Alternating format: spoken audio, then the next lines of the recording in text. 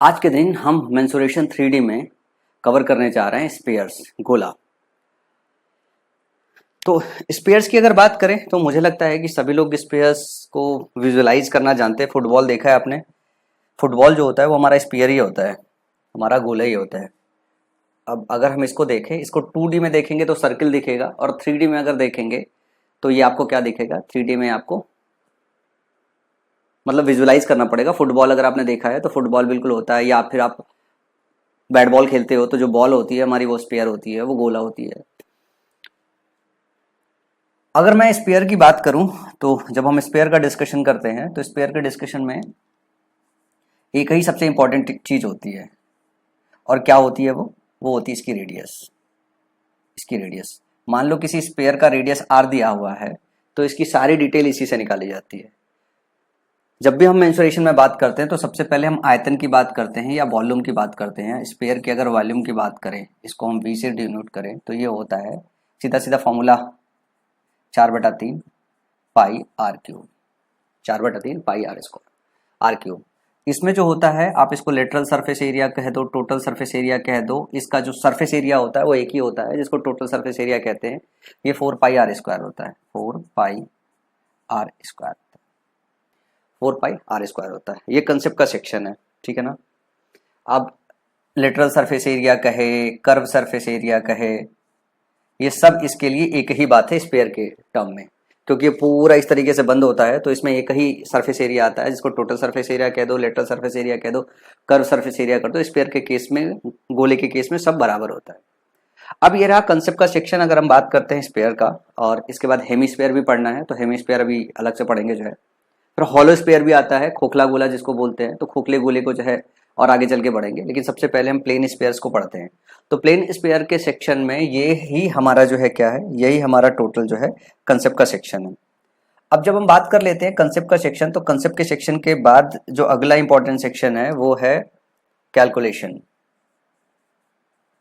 सवालों में कैलकुलेशन को कैसे 2x स्पीड से सॉल्व करें, कैसे कैलकुलेट करें 2x स्पीड से। 2x स्पीड से सॉल्व करने के लिए सबसे पहले आपको यह समझना पड़ेगा कि चाहे वॉल्यूम पूछे चाहे सरफेस एरिया पूछे, चाहे वॉल्यूम पूछे चाहे सरफेस एरिया पूछे, इन दोनों के केस में डिविजिबिलिटी आप किसकी चेक करोगे, 11 की करोगे ना, 11 की डिविजिबिलिटी, क्योंकि सब में पाई है तो 11 की डिविजिबिलिटी चेक करोगे। अनटिल एंड सवाल में यह ना बोल दे कि पाई की वैल्यू 3.14 है, तब तक आप जो भी आपका ऑप्शन होगा सबसे पहले 11 की डिविजिबिलिटी चेक करोगे। दूसरा चीज है कि इसमें एक ही आर है, तो आप ये देखना ध्यान से कि जो आर है वो 3 का मल्टीपल है कि नहीं, 7 का मल्टीपल है कि नहीं। अगर आर 3 का मल्टीपल होगा, अगर आर 3 का मल्टीपल होगा तो जो वॉल्यूम होगा वो 9 का मल्टीपल होगा, जो सरफेस एरिया होगा वो आपका 3 का मल्टीपल होगा, क्योंकि सरफेस एरिया में आर स्क्वायर आता है, सॉरी ये भी 9 का मल्टीपल होगा, ये भी 9 का मल्टीपल होगा, क्योंकि इसमें नीचे 3 नहीं रहता है, इसमें 3 रहता है, तो एक 3 से कट जाएगा, 9 बचेगा। तो वॉल्यूम और सरफेस एरिया दोनों जो है 9 का मल्टीपल होगा। तो 9 की डिविजिबिलिटी आपको चेक करने आनी चाहिए। और 9 की डिविजिबिलिटी कैसे चेक करते हैं, सारे डिजिट्स को जोड़ते हैं, अगर वो 9 से डिविजिबल है तो नंबर 9 से डिविजिबल होता है। अगर रेडियस जो है आपका 7 का, रेडियस आपका अगर 7 का मल्टीपल है तो जो वॉल्यूम होगा ये पक्का 7 स्क्वायर का मल्टीपल होगा। आप 7 का मल्टीपल चेक कर सकते हैं, 7 स्क्वायर का मल्टीपल चेक कर सकते हैं। और साथ में अगर हम सरफेस एरिया की बात करें तो सेम इसके भी काम करेगा, 7 और 7 स्क्वायर का मल्टीपल चेक कर सकते हो। एक बार 7 का चेक करो, फिर अगर समझ में आए कि नहीं दो ऑप्शन 7 का मल्टीपल मिल रहा है तो एक बार 7 से और काट लो, तो 7 और 7 स्क्वायर का मल्टीपल आप चेक कर सकते हो। अगर ये चीजें आप जानते हो तो आप ये मान के चलो कि कंसेप्ट में इसमें बस छोटा सा फॉर्मूला है। और अगर हम कैलकुलेशन की बात करें तो कैलकुलेशन में ये सावधानियां बरतोगे, 11, 9, 7, इनकी डिविजिबिलिटी अगर आपने चेक करना सीख लिया तो सवाल आपके लिए बहुत आसान हो जाएगा। चलो सबसे पहला सवाल करते हैं, ये सीजीएल मेंस का सवाल है। यदि एक गोले का आयतन 4851 सेंटीमीटर क्यूब है तो उसका पृष्ठीय क्षेत्रफल ज्ञात कीजिए। 4851 सेंटीमीटर क्यूब है। सबसे पहले आप ये देखो ये 11 से डिविजिबल है कि नहीं। 5 4 9, 8 1 9। 11 की डिविजिबिलिटी कैसे चेक करते हैं, इवन और ऑड प्लेसेस के जो डिजिट के सम है उनका डिफरेंस लेते हैं, वो या तो 0 हो या तो 11 से मल्टीपल हो। तो यहां देखोगे तो इनका डिफरेंस जो 0 आ रहा है मतलब 11 का डिविजिबल है। 11 का डिविजिबल है। मैंने क्यों इसको 11 का डिविजिबल चेक किया? इसलिए चेक किया कि जब आप इससे आर निकालोगे तो जो पाई वाला 11 है वो कट जाएगा। अब पाई वाला 11 कट जाएगा तो फिर जब आप सरफेस एरिया निकालोगे, जब पृष्ठीय क्षेत्रफल निकालोगे तो उसमें 11 का मल्टीपल आएगा ही आएगा पक्का, क्योंकि फिर से पाई का गुणा करोगे। तो आप ऑप्शन एक बार चेक करो जरा, आप एक बार ऑप्शन चेक करो कि क्या ये 11 का मल्टीपल है। ऑप्शन 11 का मल्टीपल अगर हम चेक करें तो ये देखो 8 2 10 6 1 7 मल्टीपल नहीं है 11 का। ये जरा ध्यान से देखो 2 1 3 और 7 4 11 ये नहीं है। 6 3 9 8 1 9 ये 11 का मल्टीपल है। जरा इसको देखो 9 1 10 9 3 12 ये मल्टीपल नहीं है। अब सवाल देखो कि आप कंसेप्ट के सेक्शन में गए नहीं हो, 11 की डिविजिबिलिटी लगा के आपने सवाल को सॉल्व कर लिया। अब इसमें एक और चीज मैं आपको बताना चाहूंगा, आप जरा 4851 को देखो, क्या ये 9 से डिविजिबल है? 8 4 12 12 5 17 का 18, जो वॉल्यूम है वो 9 से डिविजिबल है। 9 से डिविजिबल होने का मतलब ये हो गया कि जो रेडियस है उसमें 3 का फैक्टर होगा। रेडियस में अगर 3 का फैक्टर होगा तो सरफेस एरिया में पक्का जो है 9 की डिविजिबिलिटी आनी चाहिए। और ये नंबर भी देखो 9 से डिविजिबल है, 9 से डिविजिबल है। अगर आप इस तरीके से सवाल को नहीं कर रहे हो, इस तरीके से सवाल को कर रहे हो, तो सवाल को सॉल्व करने में आपको 3 से लेकर 4 सेकंड तक लगेगा, इससे ज्यादा इसमें लगेगा नहीं। लेकिन अगर आप इसको कंसेप्चुअली सॉल्व कर रहे हो, जैसे अपन आइडली सॉल्व करते हो, तो आप क्या काम करोगे? आप ऐसे लिखोगे 4/3 pi 22/7 r cube is equal to 4851, यही करोगे 4851। फिर आप इसको सॉल्व करना चालू करोगे और फिर यहां से आर निकालोगे। जब आर निकालोगे तो ये 7 का एक मल्टीपल आएगा, ये 3 का मल्टीपल आएगा पक्का, क्योंकि 9 का डिविजिबल है तो इधर से जो है कट नहीं रहा है, तो 9 इधर 3 जाएगा तो एक 3 पक्का आएगा, और एक 7 इधर है तो इधर 49 पक्का होगा, तो ये 7 भी आएगा। तो आर 7 और 3 का डिविजिबल आएगा। अब इसको सॉल्व करके वापस 4 पाई 22/7 आर स्क्वायर निकालोगे, और समय देखो आपको कितना लगेगा। कम से कम ये आता हुआ सवाल आपको 40 से 45 सेकंड लेके जाएगा। लेकिन अगर ये चीज आती है तो आप इस सवाल को कितने देर में सॉल्व करोगे? 5 सेकंड, 6 सेकंड, 3 सेकंड, 2 सेकंड, बस इतना, इससे ज्यादा नहीं। चलो अगले सवाल की तरफ चलते हैं। अगला सवाल है, यदि एक गोले की त्रिज्या में 2.5 डेसीमीटर की वृद्धि की जाती है तो इसका पृष्ठीय क्षेत्रफल 110 डेसीमीटर स्क्वायर बढ़ जाता है, गोले का आयतन क्या होगा? हम गोले के आयतन की बात कर रहे हैं, जरा ध्यान से देखना। जब हम पृष्ठीय क्षेत्रफल की बात कर रहे हैं सरफेस एरिया की, तो मैं यहां से सबसे पहले जैसे मैंने आयतन को देखा कि क्या ये 11 से डिविजिबल है कि नहीं है, तो यहां पे भी हम सरफेस एरिया को देख रहे हैं। सरफेस एरिया 11 से डिविजिबल है, 11 से डिविजिबल है। तो जो भी हमारा आयतन होगा वो आयतन हमेशा 11 से डिविजिबल होगा। आयतन हमेशा 11 से डिविजिबल होगा, और आयतन हमेशा 11 से डिविजिबल होगा। जरा नंबर ध्यान से देखो, आयतन पूछा हुआ है, सिर्फ एक ही ऑप्शन ऐसा है जिसमें 11 आ रहा है, और ऑप्शन बी हमारा करेक्ट हो जाएगा। ऑप्शन बी हमारा करेक्ट हो जाएगा। सवाल को और ज्यादा सॉल्व करने की जरूरत नहीं है। लेकिन इस सवाल का कंसेप्ट भी समझना बहुत जरूरी है। इस सवाल का कंसेप्ट इसलिए समझना जरूरी है, क्या पता चला कि एक से ज्यादा ऑप्शन में अगर 11 दे दिया जाए तो ये सवाल बहुत बच्चों के सर के ऊपर से गुजर जाएगा। सवाल क्या कह रहा है? यदि एक गोले की त्रिज्या में 2.5 सेंटीमीटर की वृद्धि कर दी जाए तो इसका पृष्ठीय क्षेत्रफल इतना बढ़ जाता है। अगर मैं सरफेस एरिया की बात करूं, पृष्ठीय क्षेत्रफल सरफेस एरिया की बात करूं, तो सरफेस एरिया का फॉर्मूला क्या है? 4 पाई आर स्क्वायर। मतलब अगर पहले आर था, स्मॉल आर था, तो ये घटा दो दोनों में से, तो ये हो जाएगा। और इस चीज की वैल्यू कितनी दी हुई है सवाल में? इस चीज की वैल्यू दी हुई है 110। पूछा है गोले का आयतन क्या है? What is the volume of the sphere.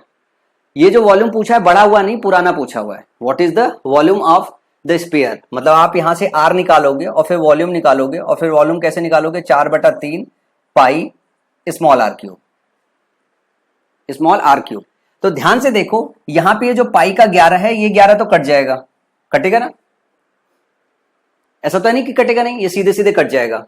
और r माइनस आर जो दिया हुआ है, ध्यान से देखो, जो r माइनस आर दिया हुआ है, बढ़ी हुई कितनी है? 2.5 है, ये 2.5 दिया हुआ है। इसको अगर तेज सॉल्व करना है तो आप इसको ऐसे लिख सकते हो, इसको r प्लस आर और r माइनस आर लिख सकते हो, r माइनस आर लिख सकते हो। यहां से क्या होगा? यहां से आप r प्लस आर कैलकुलेट कर लोगे, यहां से आप r प्लस आर कैलकुलेट कर लोगे। जब यहां से r प्लस आर कैलकुलेट करोगे, यहां से r माइनस आर निकल जाएगा, तो आपके पास r आ जाएगा, फिर आपके पास r आ जाएगा, दोनों आ जाएगा।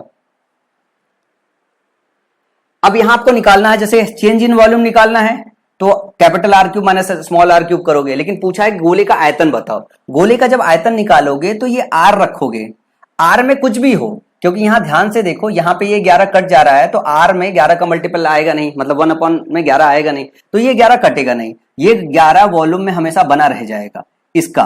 तो जब इसका 11 वॉल्यूम में बना रह जाएगा तो हमारे ऑप्शन में भी वो बना होना चाहिए। हमें दिखाई दे रहा है कि ऑप्शन बी में ये बना हुआ है, और ऑप्शन बी हमारा सही हो जाएगा।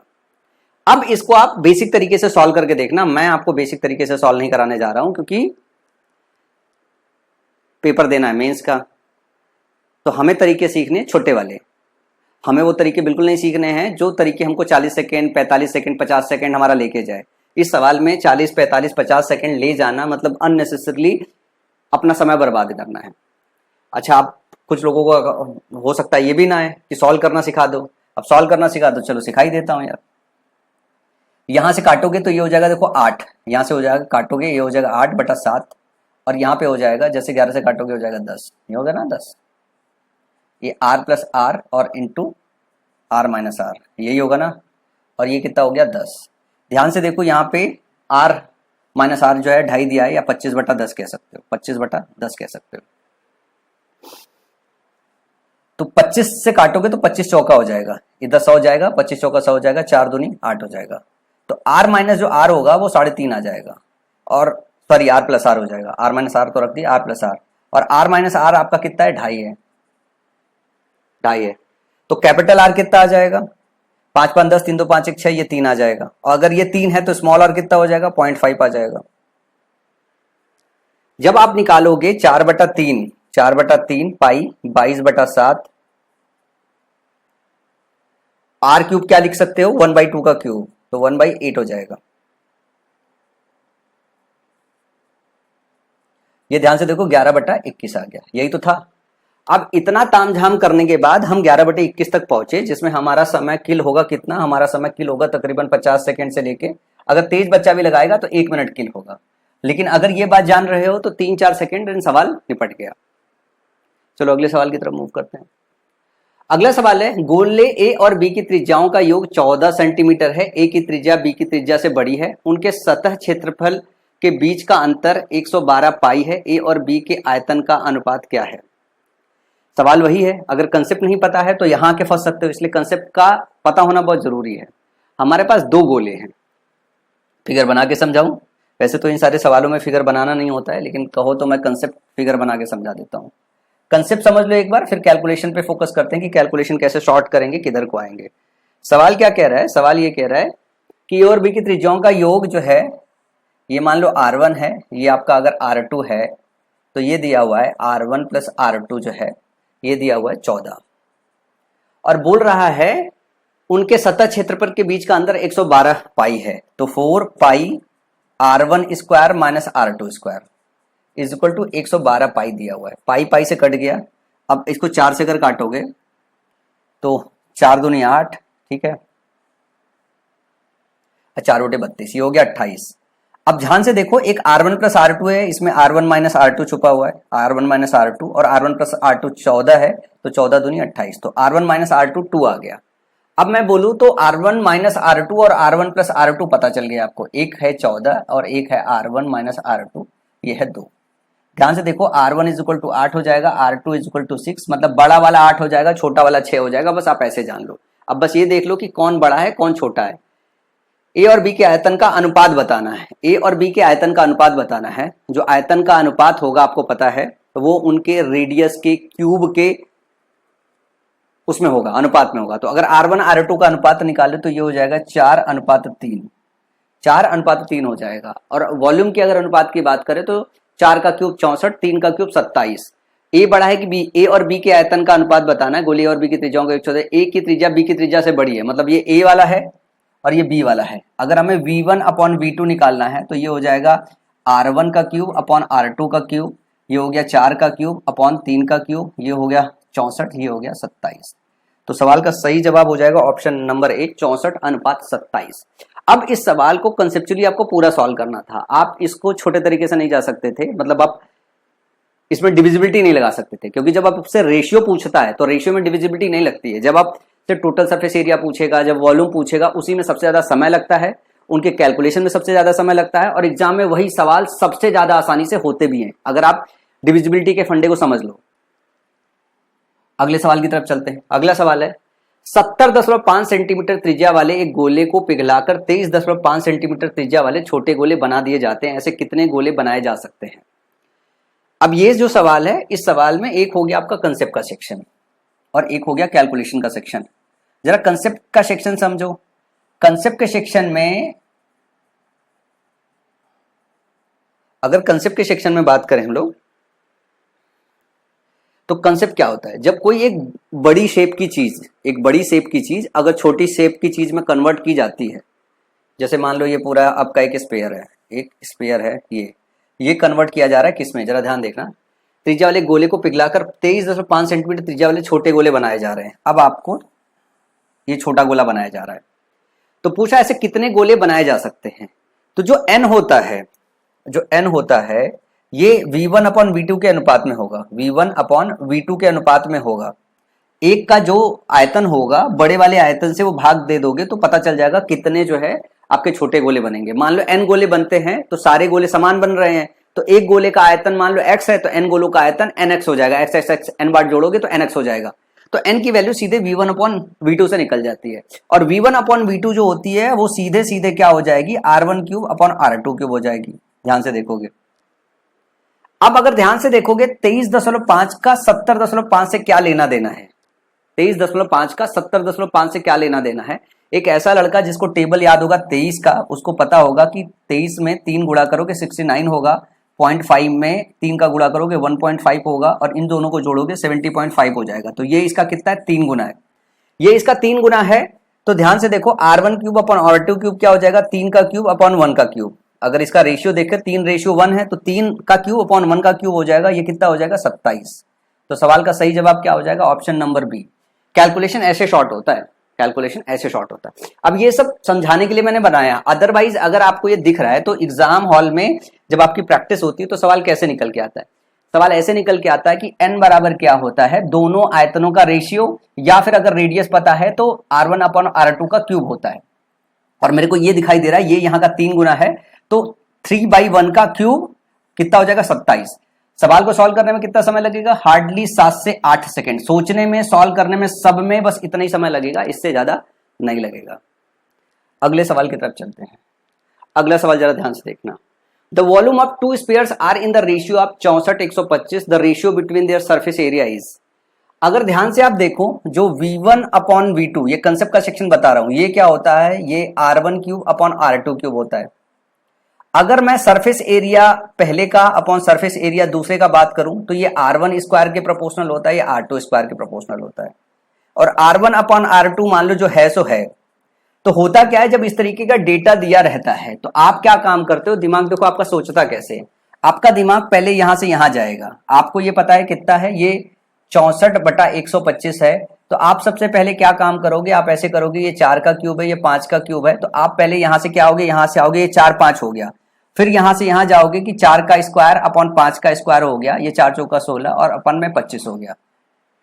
लेकिन आपको अपने ब्रेन को इस तरीके से ट्रेन करना होगा कि वो प्रोसेस फास्ट करे। कैसे, वो डायरेक्टली अगर उसको ये पता है तो डायरेक्टली यहां पे आ जाए, भैया ये 4 का क्यूब है तो 4 का स्क्वायर अपॉन 5 का स्क्वायर होगा, तो 4 का स्क्वायर 16, 5 का स्क्वायर 25, तो 16-25 का रेशियो होगा, ऑप्शन सी सही हो जाएगा। इससे क्या होगा, 3-4 सेकंड औरों से आप एडवांस होगे अगर आप यहां से डायरेक्टली यहां पे आ जाओगे कि ये क्यूब में है और ये स्क्वायर में होता है। तो ये 4 का क्यूब है तो यहीं से दिख रहा है 4 का क्यूब, भैया 4 का स्क्वायर हो जाएगा तो 16 हो जाएगा, और ऑप्शन नंबर ए में पहले हिस्सा 16 दिया हुआ है। तो आप 5 का चेक भी नहीं करोगे, इसी में चेक करके निपट के चले जाओगे।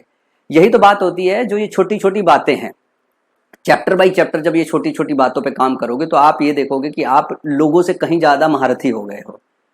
बहुत स्मॉल स्मॉल स्टेप से मिलके आप एकदम कायदे वाले लड़के बनते हो। मतलब ऐसा कुछ चीज नहीं है जो आपको बहुत ब्रिलियंट बनाने के लिए, वो कहते हैं ना कि एक अमृत जैसी कोई चीज आ गई, आपको खिला दिया गया, आप सब आता है। जैसे आपने वो मूवी देखी होगी, कई सारी जो है जिसमें ये होता है आंख ही बंद कर दिया उसको पूरे संसार का नॉलेज आ गया, ऐसा नहीं होता। बहुत छोटे छोटे स्टेप्स आपको बढ़ाने पड़ेंगे और छोटी छोटी चीजों का ध्यान रखना पड़ेगा। अगला सवाल है, एक solid metallic sphere of radius 15 centimetre melted and recast into spherical balls of 3 centimeter each. What is the ratio of surface area of the original and the sum of the surface area of the new balls? सवाल क्या कह रहा है, ध्यान से देखो। ये 15 centimetre है और ये 3 सेंटीमीटर है, बड़ा और नीचे का 3। तो जब भी एक बड़े शेप को छोटे शेप में डाला जाता है, जब भी बड़े को और छोटे शेप में डाला जाता है, तो जो नंबर आता है कि कितने नंबर ऑफ स्पेयर्स बनेंगे, वो सीधे सीधे इनके रेडियस के अनुपात के क्यूब में होगा। तो 3 × 15, यहां से सीधे निकालोगे n कितना बनेगा, 125 हो जाएगा। मतलब ये किस अनुपात में है, 3:5 में, मतलब 3 × 3 5:1 में है। तो कितना जो है आपके बन जाएंगे छोटे गोले, वो बन जाएंगे 125। सवाल में क्या पूछ रहा है कि मूल गोले के पृष्ठीय क्षेत्रफल और गेंदों के पृष्ठीय क्षेत्रफल के योग का अनुपात क्या है। मूल गोले की बात करें तो वो हो जाएगा 4 पाई इस्तेमाल नहीं करेंगे, r² इस्तेमाल करेंगे, 15 × 15 हो जाएगा। फिर हमारे पास 125 गोले बने हैं और एक गोले का अगर मैं सरफेस एरिया बताऊं तो एक गोले का जो रेडियस है 3 और उसका जो सरफेस एरिया होगा वो 3 स्क्वायर के प्रोपोर्शनल होगा, मतलब 3 × 3 होगा। तो यहां से काटोगे 3 × 15, 3 × 15। अब जो बच्चा थोड़ा स्मार्ट होगा सीधे 9 से काटेगा, ये ऊपर 25 हो जाएगा, 25 × 125। तो ये अनुपात हो जाएगा 1/5 में, और ऑप्शन क्या हो जाएगा, ए। जितना कम कैलकुलेशन में अगर आपको लिखना पड़े, जितना दिमाग में कैलकुलेट हो जाए, मतलब उतना ही ज्यादा तेज आप होते जा रहे। किसी के स्तर के ऊपर से गुजर गया हो तो मैं फिर से आपको बता देता हूं, कंसेप्ट के सेक्शन में मैंने आपको बताया कि n निकालना है तो हम v1/v2 करते हैं। v1/v2 में फॉर्मूला सब रहता है 4/3 पाई, तो सिर्फ हम r1³ करते हैं नंबर्स निकालने के लिए। तो यहां से सीधे अगर हम दिखाएंगे तो 15/5 का क्यूब हो जाएगा, ये हो जाएगा 5 का क्यूब आएगा, 5 से कट जाए, सॉरी ये 3 है ना, 3 दिया है, तो 125 हो जाएगा सीधे। और एक का सरफेस एरिया निकालेंगे तो आपका जो बड़े वाले का है उसका फिर से आप 4πr² लिखोगे, और नीचे वाले का 4πr², 3 का स्क्वायर करोगे, फिर 125 का है तो 125 बार जोड़ोगे तो 125 से डायरेक्टली गुणा कर दिया, तो इनके रेशियो निकाला, 1:5 के रेशियो में आ गया।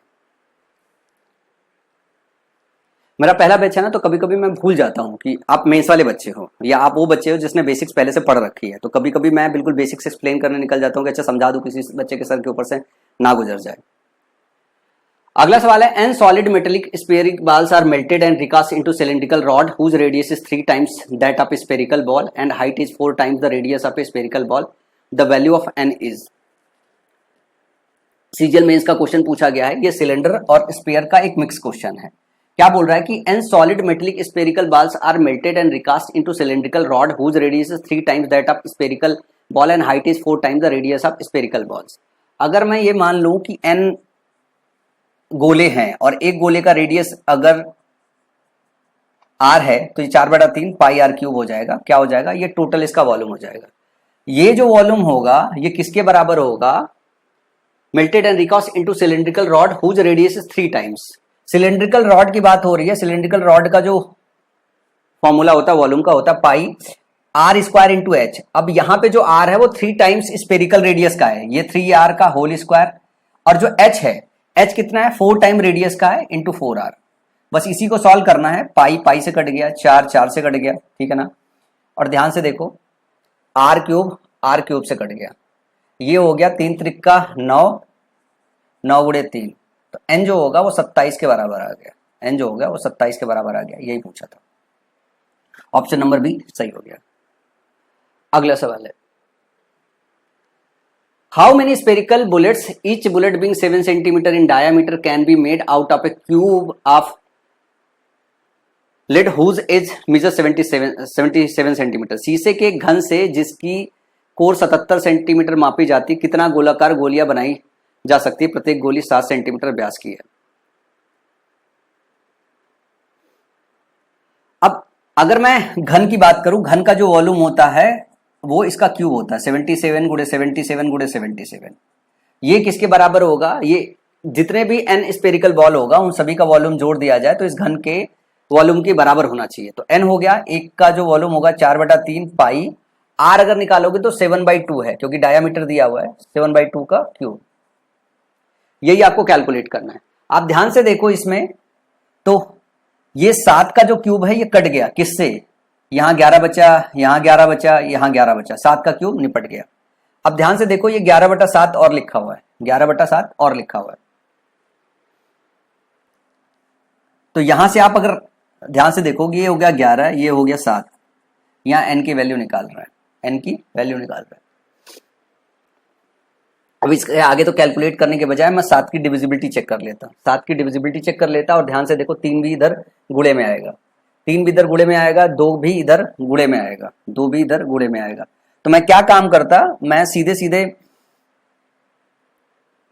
ये 8 हो गया, ये 4 दूनी 8 है, कट जाएगा, ये 8 तो कट जाएगा, यहां से ये 4 हो गया, इसके अंदर 2 है, ये 2 पूरा का पूरा कट जाएगा, ये इतना ही बचेगा।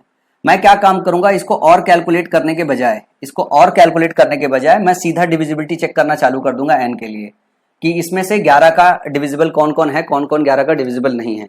तो 5 2 7, सॉरी 5 1 6 और 4 2 6, ये 11 से डिविजिबल है। फिर मैं 3 की डिविजिबिलिटी एक बार चेक करता हूँ, 4 1 5, 5 5 10 2 12, 3 से डिविजिबल है।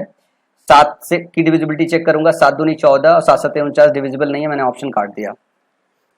अब मैं 11 की डिविजिबिलिटी चेक करूंगा, 5 2 7, 4 1 5, 11 का डिविजिबल नहीं है, इसको काट दूंगा मैं, ठीक है ना। ये हो गया 4 2 6, 5 1 6, 11 का डिविजिबल है। और अगर मैं 3 की डिविजिबिलिटी देखूं तो 5 4 9 3 12, 3 का डिविजिबल भी है। 7 का डिविजिबिलिटी अगर देखूं तो 7 6 42 32 जो है, और 7 6 42 32, 7 चौक 28 41 नहीं है 7 की डिविजिबिलिटी में। और ध्यान से देखूं मैं इसको, 4 2 6 5 1 6 ये डिविजिबल है। अगर मैं 3 की डिविजिबिलिटी की बात करूं, 5 4 9 3 12 है। 7 की डिविजिबिलिटी चेक करूं तो 7 3 21 44, 7 6 42, 7 3 21, ये 7 का डिविजिबल है, 3 का डिविजिबल है, 11 का डिविजिबल है।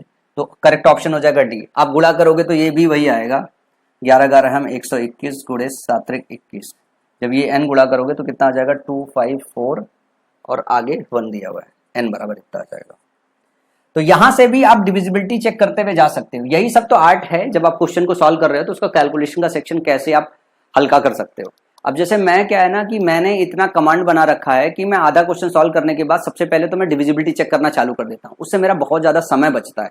अगर ये आर्ट आपने सीख लिया कि आधा क्वेश्चन कैलकुलेट करके आधा आप डिविजिबिलिटी चेक करना चालू कर दो, तो बहुत सारे सवाल ऐसे हैं जो आपके चंद सेकंड में निपट जाते हैं, समय नहीं लगता उनमें।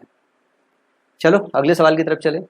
अगला सवाल हमारा, एक ठोस धात्विक लंबवृत्तीय बेलन का व्यास 32 सेंटीमीटर और ऊंचाई 9 सेंटीमीटर, इसे पिघलाकर एक ठोस गोले में ढाला जाता है, गोले की त्रिज्या क्या है, गोले की त्रिज्या क्या है। जरा ध्यान से देखो, अगर हम बेलन के आयतन की बात करें तो उसमें पाई आता है, उसमें आर स्क्वायर आता है। ध्यान से देखना जो समझाने की कोशिश कर रहा हूं। लंबवृत्तीय बेलन का व्यास 32 सेंटीमीटर, ऊंचाई 9 सेंटीमीटर है। तो व्यास अगर 32 सेंटीमीटर है तो 16 क्या हो जाएगा, रेडियस, 16 गुणे 16, देखते रहिएगा। फिर जो हाइट है वो 9 है, ये उसका आयतन हो जाएगा। तो सॉलिड मेटलिक राइट सिलेंडर जो 32 डायमीटर का है, हाइट 9 सेंटीमीटर का, इसको मेल्ट करके एक सॉलिड स्पेयर में बनाया जा रहा है। उसका जो आयतन होगा 4/3 पाई आर क्यूब होगा, 4/3 पाई आर क्यूब होगा। यहां से जैसे आप ये देख पा रहे हो, आप ये देख पा रहे हो पाई पाई से कट गया, पाई पाई से कट गया। अब आपको एक बात ये दिखाई दे रहा है क्या कि ये जो 3 है ये इधर जाके गुणे में आएगा, ये गुणे में आएगा। जब ये गुणे में आएगा इसका ये मतलब है कि जो आपका रेडियस होगा उसमें 3 का मल्टीपल आएगा। अगर 3 का मल्टीपल आएगा तो इसके आगे मान लो मेरे को इसको कैलकुलेट करने में, इसका कैलकुलेशन बहुत डिफिकल्ट नहीं है, कैलकुलेट करने में अगर 7-8 सेकंड लगता है तो मुझे 3 की डिविजिबिलिटी चेक करने में 2 सेकंड लगेगा। 3 की डिविजिबिलिटी मेरे को साफ साफ दिखाई दे रही है, कहीं नहीं है, सिर्फ एक ही ऑप्शन में, ऑप्शन डी। तो इसके आगे का कैलकुलेशन मैंने आर में 3 की डिविजिबिलिटी चेक करके जो है निपटा दिया। अदरवाइज फिर आप इसको सॉल्व करते, अब पाई पाई से कट गया, 3 इधर जाके गुणा करेगा, ये एक 3 निकल आएगा, ये 3 स्क्वायर है 3, एक 3 निकल आएगा। फिर यहाँ पे 4 की बात करेंगे तो एक 4 से ये 4 कट जाएगा, ये 4 स्क्वायर 4 है तो 4 गुणे 3 आ जाएगा, 4 3 12 इसमें। तो सही ऑप्शन क्या है, डी है। तो समय बचाने के तरीके हैं। अगले सवाल की तरफ मूव करते हैं। A solid metallic sphere of radius 8.4 cm is melted and recast into right circular cylindrical of radius 12 cm. What is the height of the cylinder? Should be correct to 1 decimal place. अब जब एक approximate value पूछा जाने लगता है तब आप समझ लीजिए डिविजिबिलिटी, यूनिट डिजिटल सम, इनको अप्लाई नहीं करना होता है, इनको अप्लाई नहीं करना होता है। स्पेयर की अगर हम बात कर रहे हैं 4/3 पाई, अगर हम आर क्यूब की बात करें, रेडियस दिया हुआ है 8.4, 8.4 इंटू 8.4 इंटू 8.4। ये लिखने के बाद भी आपको ये देखना पड़ेगा ना कि आप बहुत सारी चीजें हैं जो बहुत तेजी से आप सॉल्व करके निपटा सकते हो। अब सिलेंडर की बात करें तो recast into right circular cylinder, आप radius 12 centimetre, what is the height, height पूछा है तो था पाई आर स्क्वायर, आर दिया हुआ 12 × 12 इंटू एच दिया हुआ। अब पाई पाई से कट गया, पाई पाई से कट गया। मेरे को एक बात ये समझ में आ रहा है कि 12 सते 84 होता है, 12 सते 84 होता है ना 12 सते 84। आप बोलोगे कि हाँ सर होता तो है। अगर 12 सते 84 होता है, मैं ये देख रहा हूं अब इधर 7 तो कुछ बचा नहीं हुआ है, 7 तो देखो भैया बना रहेगा, तो जो नंबर हमारे पास आना चाहिए वो 7 का डिविजिबल होना चाहिए, ऐसा है। लेकिन अप्रॉक्सीमेट वैल्यू है तो डिविजिबिलिटी चेक करने में यार इशू होगा, डिविजिबिलिटी चेक करने में इशू होगा अगर ये उसमें दिया हुआ है तो। हम तो इसको कैलकुलेट करते हैं क्योंकि इसका कैलकुलेशन भी ज्यादा डिफिकल्ट नहीं, 12 सते 84 हो गया, फिर अगर भाग दोगे तो 12 सते 84 हो जाएगा।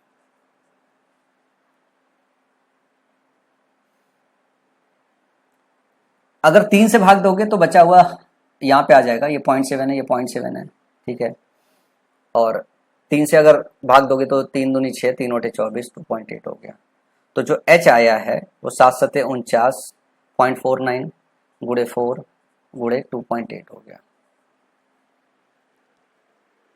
अब आप इसको गुणा करना है। अच्छा, अब इसमें यूनिट डिजिट भी निकाल नहीं सकते, यूनिट डिजिट भी निकाल नहीं सकते क्योंकि एक ही स्थान तक शुद्ध बताना है, तो आपको पूरा का पूरा गुणा करना पड़ जाएगा। अब गुणा करने में जो जितना तेज होगा गुणा करने में, ठीक है ना। इसको मैं ऐसे लिख दूं 4 × 0.7, तो 4 सते 28, 2.8 हो जाएगा।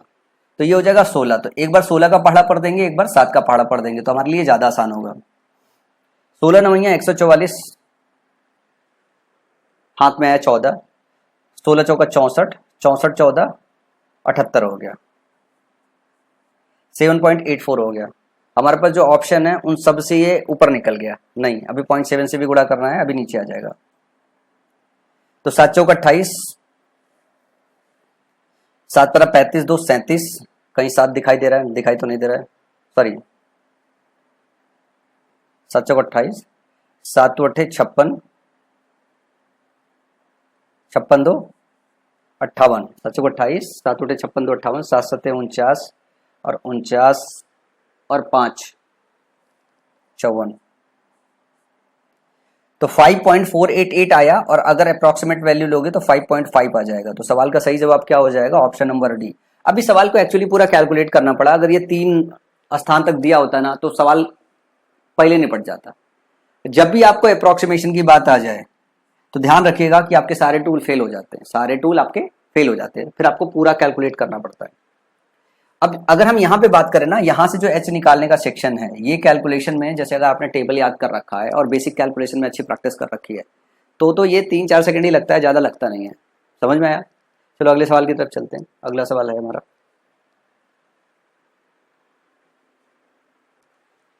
the height of a cylinder is 2/3 of its diameter, its volume is equal to the volume of a sphere whose radius is r centimeter, what is the curved surface area of the cylinder? Cylinder का curve surface area पूछा हुआ।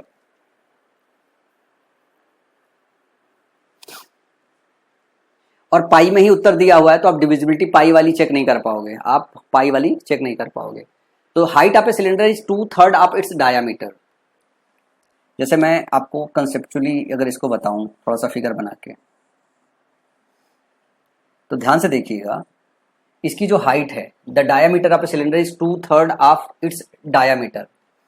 तो diameter अगर मैं 2r मान लूं, ठीक है ना, या अगर इसका रेडियस r मान लूं तो जो डायामीटर होगा 2r हो जाएगा, 2r हो जाएगा। और 2r का 2/3 है तो हाइट है इंटू 2/3 हो जाएगा, मतलब 4r/3 हो जाएगा, 4r/3 हो जाएगा इसका हाइट।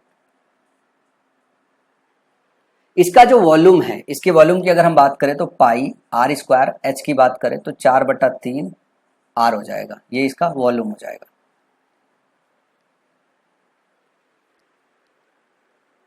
इसका जो वॉल्यूम है वो बराबर, इस volume is equal to the volume of a sphere whose radius is 4 centimetre. ये किसके बराबर है? ये बराबर है 4/3 पाई r 4 का क्यूब, 4 के क्यूब के बराबर है। अब यहां से क्या है, यहां से आपको वो निकल जाएगा, क्या, रेडियस निकल जाएगा। 4/3, 4/3 कट गया, जो आर है वो 4 के बराबर आ गया। ये जो है 4 के बराबर आ गया। अगर हाइट की बात करें तो ये 16/3 हो गया, 16/3 हो गया। पूछा क्या है, curve surface area. Curve surface area होता है नीचे की परिधि 2πr 2 गुणे 22/7। अच्छा, पाई कैलकुलेट नहीं करना है, पाई आर हो गया 4, एच हो गया जो है 16/3, 16/3। तो 16 चौका 64 दूनी 128/3 पाई। ऑप्शन नंबर जो है सी सही हो जाएगा, ऑप्शन नंबर सी सही हो जाएगा। ठीक है, ये कंसेप्ट का सेक्शन था, इसमें कैलकुलेशन था ही नहीं, मतलब टोटली कंसेप्ट सेक्शन था, टोटली कंसेप्ट सेक्शन था। इसमें कहीं पे भी जो है कैलकुलेशन था ही नहीं, कैलकुलेशन नेग्लिजिबल था। अगला सवाल है, 8 सेंटीमीटर त्रिज्या वाले एक ठोस धातु के गोलों को पिघलाकर एक समान अनुप्रस्थ काट के तार में खींचा जाता है। यदि तार की लंबाई 24 मीटर है तो इसकी त्रिज्या क्या होगी, इसकी त्रिज्या क्या होगी। अब जरा मैं इसको जरा निकालू, 5 3 15 1 16/3, 6 18 2 20/3। ठीक है, मैं एक पैटर्न देखने की कोशिश कर रहा था कि 3 7 का कोई डिविजिबल है, नहीं है, तो चलो ये मेंस का क्वेश्चन है। 8 सेंटीमीटर त्रिज्या वाले एक ठोस धातु के गोले को पिघलाकर एक समान अनुप्रस्थ काट के तार में खींचा जाता है। तार की लंबाई 24 मीटर है तो उसकी त्रिज्या क्या होगी।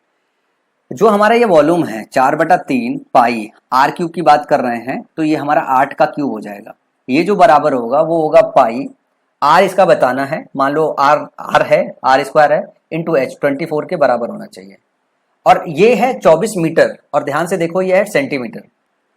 यहाँ पे 8 सेंटीमीटर है, यहाँ पे 24 मीटर है, तो इसको 24 से कर लो, ये हो जाएगा सेंटीमीटर। सब सेंटीमीटर में ही निकालना है, और इसकी जो त्रिज्या है वो मिलीमीटर में बनाना है। तो अभी भी जो आएगा वो दशमलव में आएगा और सेंटीमीटर में आएगा, उसको हम मिलीमीटर में बदल लेंगे।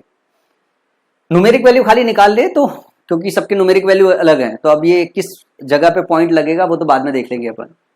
अब इसको अगर सॉल्व करें, पाई पाई से कट गया है, ठीक है,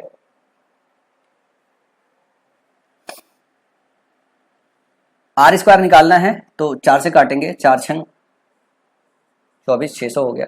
आर स्क्वायर की अगर हम बात करें तो ध्यान से देखेंगे, 8 इंटू 8 स्क्वायर अपॉन 100 गुणे 3 त्रिका 9 गुणे 2, 2 से काटेंगे ये 4 हो जाएगा। तो आर जो निकालोगे ये 8 हो गया, गुणे 2 हो गया, नीचे 3 हो गया, 10 हो गया। तो 8 दूनी 16/3 30 हो गया। तो कुल मिला जुला के आपको 16/3 निकालना है, 16/3 निकालना है, और 16/3 कहाँ था, ऑप्शन नंबर सी में था। तो सही सवाल का जो जवाब होगा ऑप्शन नंबर 3 हो जाएगा।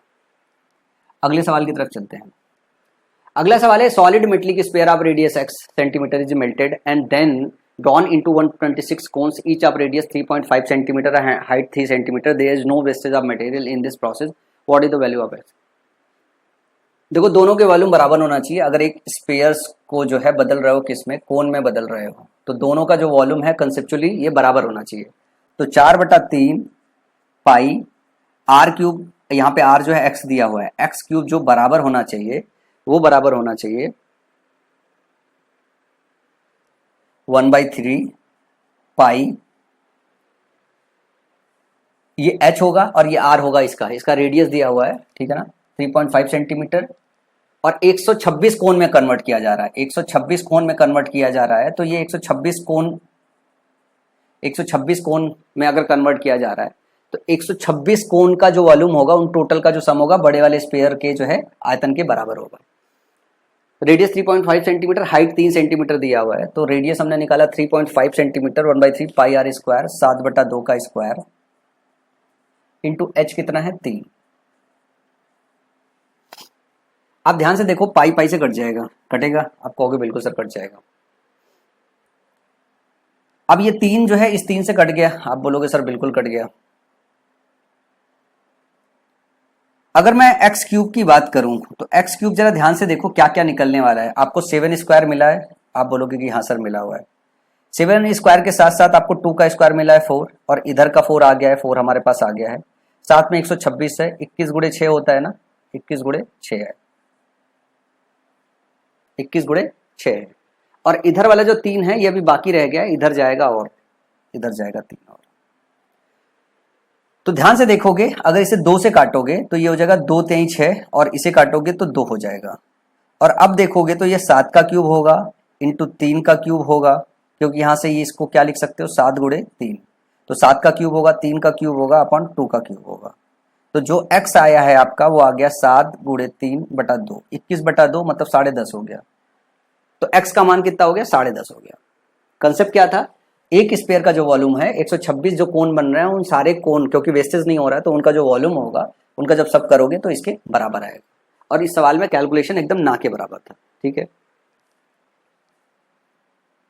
अच्छा एक और चीज है, जैसे वैसे तो सारे ऑप्शन 7 के डिविजिबल है, अगर 7 के डिविजिबल है तो इसमें 7 नहीं होता, अदरवाइज अगर अब इसे ध्यान से देखोगे 7 की डिविजिबिलिटी चेक कर सकते थे अगर कोई एक ऑप्शन रहता तो। थोड़ा 7 तो होना पड़ेगा आपको। अगला सवाल है, radius of the base of a right circular cone and a sphere is each equal to r, if the sphere and the cone have the same volume then what is the height of the cone. देखो आपको एक बात तो ये पट रहा है कि 1/3 पाई आर स्क्वायर एच जो होता है वो इसका वॉल्यूम होता है, और 4/3 पाई आर क्यूब जो होता है वो इसका वॉल्यूम होता है। तो आप आर स्क्वायर से काटोगे ये कट जाएगा, 1/3 1/3 कट जाएगा, जो एच होगा और पाई पाई से कट जाएगा, तो जो एच होगा वो 4r के बराबर आ जाएगा, एच जो होगा वो 4r के बराबर हो जाएगा। तो शंकु की ऊंचाई 4r के बराबर होगी। अगला सवाल का जवाब 0.1% of 1.728x into 10 के power 6 spherical droplets of water each of diameter 2 millimeter coalesces to form a spherical bubble. What is the diameter of the bubble? पानी की 1.728 गुणे 10 के पावर 6 गोलाकार बूंदों को 0.1% प्रत्येक का जो व्यास है 2 मिलीमीटर एक गोलाकार बुलबुला बनाने के लिए एकत्रित होता है। बुलबुले का व्यास क्या होगा? बुलबुले का व्यास क्या होगा? अब जितने भी छोटे ड्रॉपलेट्स हैं ये ड्रॉपलेट्स इकट्ठा होंगे और मिलके क्या बना लेंगे, एक स्फीयर बना लेंगे। तो जो बुलबुला बड़ा वाला बन रहा है उसका व्यास बताना है। तो कंसेप्ट क्या होता है, ये जितना भी है, जितने ड्रॉपलेट्स हैं, नंबर्स को एक ड्रॉपलेट्स के वॉल्यूम से गुणा करोगे बड़े वाले वॉल्यूम के बराबर होगा। कंसेप्ट तो यही होता है। अब इसके बाद सिर्फ और सिर्फ आपको कैलकुलेशन करना बाकी रह गया है।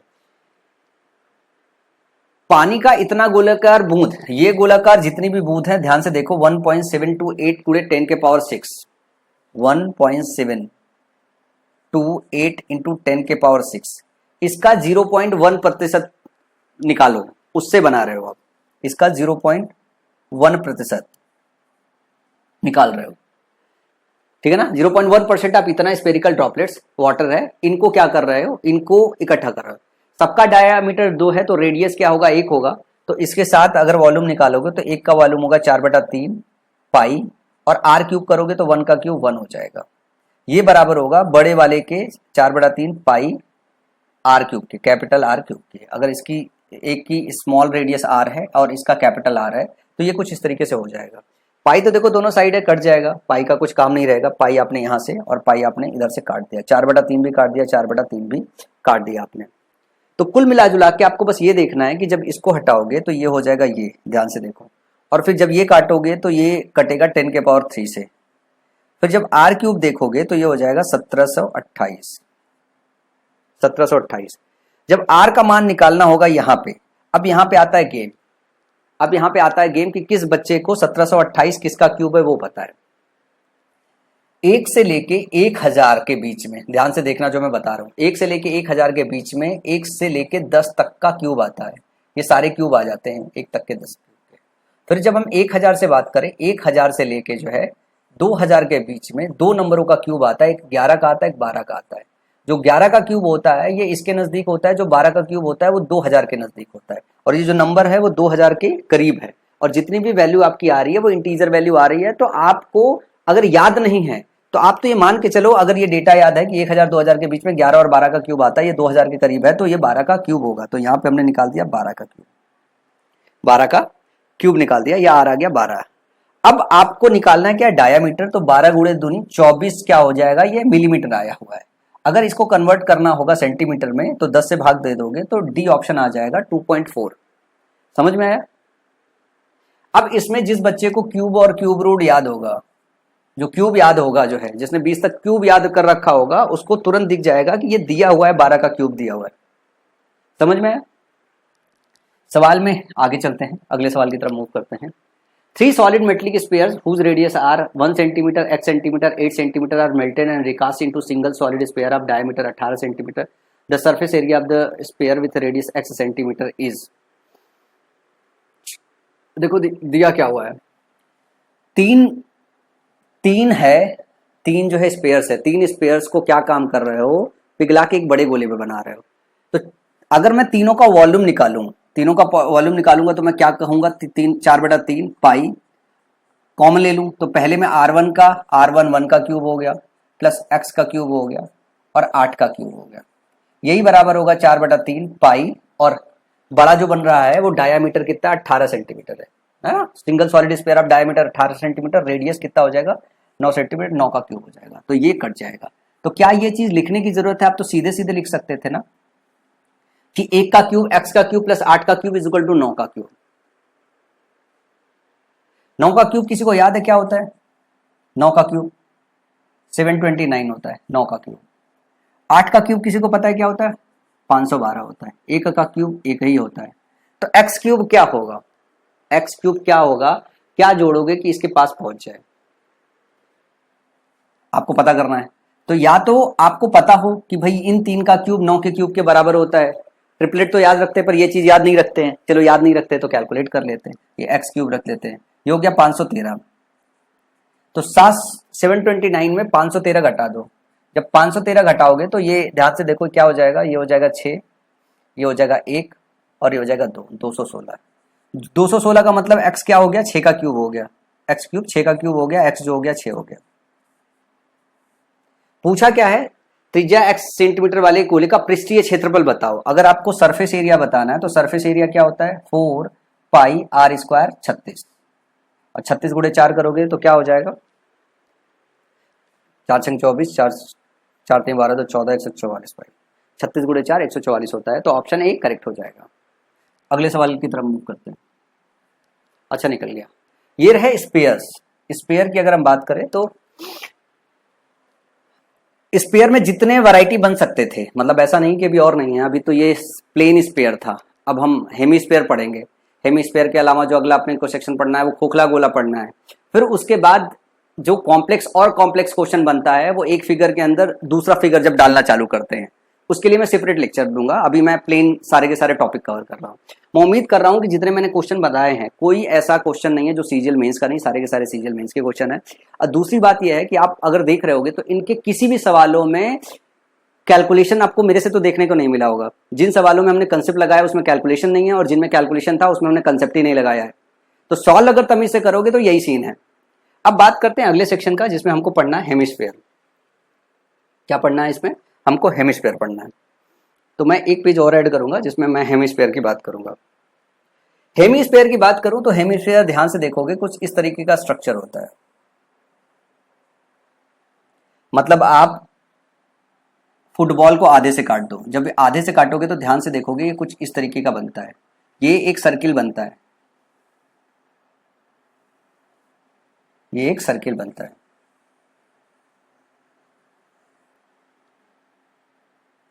कटोरा देखा घर में कभी?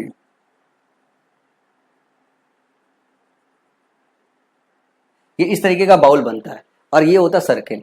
तो जो आपकी रेडियस होती है इस पर्टिकुलर पॉइंट से आप यहां मिला दो, यहां मिला दो, या इस पूरे सरफेस पे कहीं पे मिलाओ, चाहे यहां मिलाओ, चाहे यहां मिलाओ, चाहे यहां मिलाओ, चाहे यहां मिलाओ, चाहे यहां मिलाओ, चाहे यहां मिलाओ, चाहे यहां मिलाओ, और चाहे किसी पर्टिकुलर पॉइंट पे नीचे भी मिला दो, ठीक है ना, किसी पर्टिकुलर पॉइंट पे नीचे भी मिला दो। ये सब क्या होगा, ये सब इसका रेडियस होता है, सब इसका रेडियस होता है, सब इसका रेडियस होता है, जिसको हम आर बोलते हैं। तो इस हेमिस्फीयर में भी हम वही निकालते हैं, सबसे पहले वॉल्यूम निकालते हैं। तो जो वॉल्यूम होता है पूरे का, अगर हम ये बनाते तो हमारा होता 4/3 पाई आर क्यूब। तो इसका जो होगा उसका पूरे गोले के आयतन का आधा हो जाएगा, तो इसका जो आयतन होगा 2/3 पाई आर क्यूब हो जाएगा। इसमें अब दो बातें आ गई, वहां पे हम सिर्फ सरफेस एरिया था, तो यहाँ पे सरफेस एरिया बोलोगे, कर्व सरफेस एरिया या लिटरल सरफेस एरिया आ जाएगा। लिटरल सरफेस एरिया अब यहाँ पे आ जाएगा। जो लेटरल सरफेस एरिया होगा, जो हमारा पूरा सरफेस एरिया था वो 4 पाई आर स्क्वायर था, आधा कर दोगे तो 2 पाई आर स्क्वायर हो जाएगा। लेकिन साथ में ध्यान से देखो, ये वाला जो सर्किल है ये भी अब हमारे पास एक एरिया हो जाएगा, एक एरिया हो जाएगा हमारे पास। तो जो इसका कर्व सरफेस एरिया होता है ये 2 पाई आर स्क्वायर होता है, और जो टोटल सरफेस एरिया होता है वो क्या होता है, curve surface area plus base area. Base area इसमें और जोड़ लेते हैं, तो बेस एरिया इसमें जैसे जोड़ेंगे तो ये हो जाएगा 2 pi r square plus pi r square, तो टोटल जो होता है 3 पाई आर स्क्वायर हो जाता है। तो इसमें आपको तीन चीजें याद रखनी, एक है वॉल्यूम याद रखना है, वॉल्यूम जो होता है 2/3 पाई आर क्यूब होगा, जो आपका इसका कर्व सरफेस एरिया होगा वो 2 पाई आर स्क्वायर होगा, और अगर हम बात करें इसमें टोटल सरफेस एरिया तो 3 पाई आर स्क्वायर होता है। ये इसका कंसेप्ट का सेक्शन है अगर हम हेमिस्फेयर की बात करें। चलो देखते हैं किस तरीके के क्वेश्चन बनाए गए हैं सीजीएल मेंस में, जिसको हमको निपटाना है। ठीक है, दिया हुआ द टोटल सरफेस एरिया पे solid hemisphere is 1039.5 centimetre square, the volume of the hemisphere is, एक ठोस अर्धगोले का कुल पृष्ठीय क्षेत्रफल 1039.5 सेंटीमीटर स्क्वायर है। अर्धगोले का आयतन ज्ञात कीजिए। अर्धगोले का आयतन ज्ञात करने के लिए यहां पे मैं आपको देखो दो बातें सिखाता हूं, कैलकुलेशन तो करूंगा नहीं। सबसे पहले एक बात यह है कि ये ध्यान से देखो 11 का डिविजिबल है कि नहीं। 3 1 4 1 5 9 9 माइनस 9 0, ये 11 का डिविजिबल है। ये 11 का डिविजिबल है, इसका मतलब है कि जो हम अर्धगोले का आयतन निकालेंगे वो भी 11 का डिविजिबल होगा। क्यों? क्योंकि मान लो हम ये इक्वेट करते हैं, टोटल सरफेस एरिया का फॉर्मूला लगा के इसके इक्वेट करते हैं, तो जो 11 11 है दोनों साइड से कट जाएगा। तो जब वापस आयतन निकालेंगे तो 11 उसमें दोबारा आएगा, 11 उसमें दोबारा आएगा, तो हम वो सारे नंबर्स जिसमें 11 का मल्टीपल नहीं वो ऑप्शन एलिमिनेट कर देंगे। तो जरा ध्यान से देखो, ये हो गया 2 2 4 5 4 9 और 5 2 7, ये ऑप्शन नहीं हो सकता है। 2 2 4 5 4 9 और ये 5 4 9, ये 11 का डिविजिबल है। ध्यान से देखो 3 2 5 और 6 5 11, 11 में से 5 गया, डिविजिबल नहीं है, ये ऑप्शन नहीं हो सकता। 2 2 4 और 6 4 10 और 5 5 10, ठीक है ना। ये जो है क्या है, ये नंबर आपका 11 से डिविजिबल है ना। 2 2 4 6 4 10 5 5 10 11 से डिविजिबल है।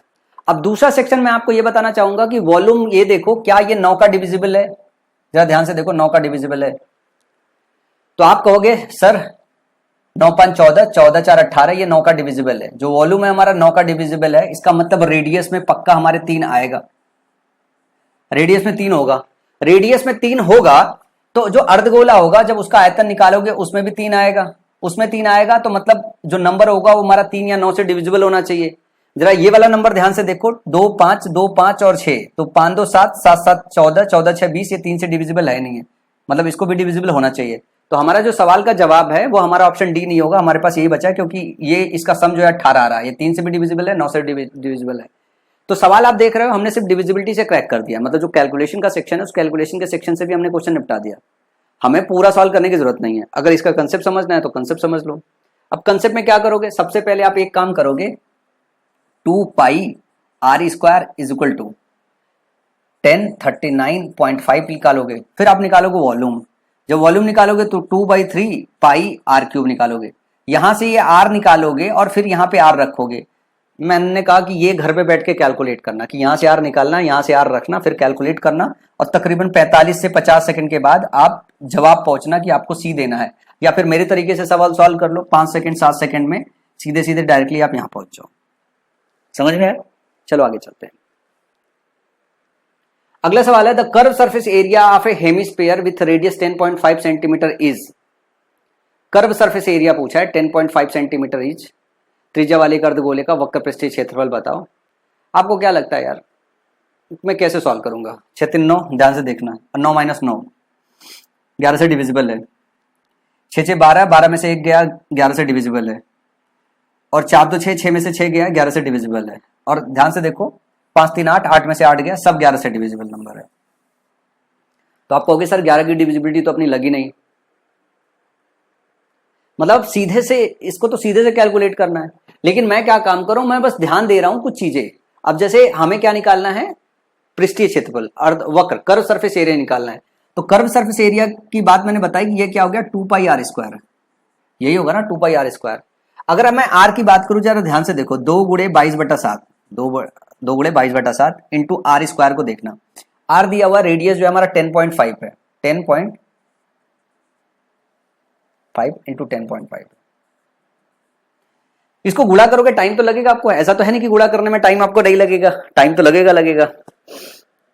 अब मैं तो खाली बस डिविजिबिलिटी चेक करने की कोशिश कर रहा हूं कि भाई ये 7 का डिविजिबल है, ये 7 का डिविजिबल है, ये एक 7 कट जाएगा, यहां से 7 काटोगे तो 7 से कट जाओगे, 7 एक कम 7, 7 पना 35, है ना। अब मैं ध्यान से ये देख रहा हूं कि भैया इसमें 3 है, इसमें 3 है और 3 यहां कहीं कटेगा नहीं, तो मतलब जो भी नंबर होगा हमारा जो है 9 का डिविजिबल होना चाहिए। 9 का डिविजिबिलिटी अगर ये देखते हैं ना तो 4 2 6, 6 4 10, 9 का डिविजिबल नहीं है। 8 3 11 5 16, 9 का डिविजिबल नहीं है। 6 6 12 1 13, 9 का डिविजिबल नहीं है। 11 की डिविजिबिलिटी से क्वेश्चन नहीं क्रैक हो रहा था, पर 9 की डिविजिबिलिटी से क्वेश्चन क्रैक हो गया। ये चीजें हैं, आपको क्वेश्चन देख के आपको समझना होगा कि रेडियस में, ध्यान से देखो, रेडियस में आपका 3 भी है, रेडियस में आपका 7 है, तो जब भी आप क्या निकालोगे, पृष्ठीय क्षेत्रफल निकालोगे तो आर स्क्वायर करोगे ही, आर स्क्वायर करोगे। जब आर स्क्वायर करोगे तो पृष्ठीय क्षेत्रफल में जो रेडियस का 3 या 7 है, 7 एक बार कटता है पर 3 नहीं कटता है, तो 9 की डिविजिबिलिटी आपको चेक करनी है। और रेडियस में अगर 7 आ गया तो एक 7 का डिविजिबल तो होगा ही होगा, इसको भी देख लो कि 7 का डिविजिबल है कि नहीं। 7 9 63, 7 9 63 है डिविजिबल, 9 का डिविजिबल है, 11 का डिविजिबल है। चलो अगले क्वेश्चन की तरफ चलते हैं। 14 सेंटीमीटर त्रिज्या वाले एक ठोस अर्धगोले का कुल पृष्ठीय क्षेत्रफल और वक्र पृष्ठीय क्षेत्रफल कितना है? 14 सेंटीमीटर त्रिज्या वाले एक ठोस अर्धगोले का कुल पृष्ठीय क्षेत्रफल और वक्र पृष्ठीय क्षेत्रफल कितना है? आप इसको सॉल्व करोगे या फिर आप सीधे सीधे डिविजिबिलिटी चेक करोगे? सबसे पहले तो आपको ये चेक करना पड़ेगा वो सारे नंबर जो ये वाले 11 से डिविजिबल नहीं है उनको तो आप हटा ही दो। जैसे यहां पे देखो 5 4 9, 5 4 9 डिविजिबल है, 4 1 5 और 8 8 16, 16 में से 5 गया, 11 बचा हुआ डिविजिबल है। 9 4 13 2, 11 का डिविजिबल है। 7 2 9, 11 का डिविजिबल सारे के सारे हैं। 11 के डिविजिबिलिटी के बाद अगर मैं इसमें एक बात ये बताऊं आपको कि ये है 7 का डिविजिबिलिटी, ये है 7 की डिविजिबिलिटी, तो जो भी हमारे नंबर होंगे वो 7 का डिविजिबल होगा, जो नंबर होंगे वो हमारे 7 के डिविजिबिलिटी होंगे। और क्या पूछा? कुल पृष्ठीय क्षेत्रफल। जो कुल पृष्ठीय क्षेत्रफल होता है, एक होता है 3 पाई आर स्क्वायर, एक होता है 2 पाई आर स्क्वायर। तो ये जो नंबर आ रहे हैं वो 3 का डिविजिबल भी होना चाहिए, क्योंकि 3 गुणा करोगे। तो ध्यान से देखो 5 5 10 4 14 4 18 ये तो है, और 8 1 9 और 8 4 12 ये भी है 3 का डिविजिबल, और 9 2 11, 11 4 15 ये भी डिविजिबल है 3 का। 7 2 9 और 7 2 9 ये भी डिविजिबल है। तो हमें 7 की डिविजिबिलिटी से पता नहीं चल रहा है। अच्छा मैं एक बार 3 की डिविजिबिलिटी से पता नहीं चल रहा है, अब एक बार मैं 7 की डिविजिबिलिटी भी चेक कर लेता हूं। अगर 7 की डिविजिबिलिटी से भी नहीं हुआ तो फिर आपको पूरा कैलकुलेट करना पड़ेगा। कभी कभी ये होगा कि एग्जामिनर इस तरीके का सेट किया रहेगा।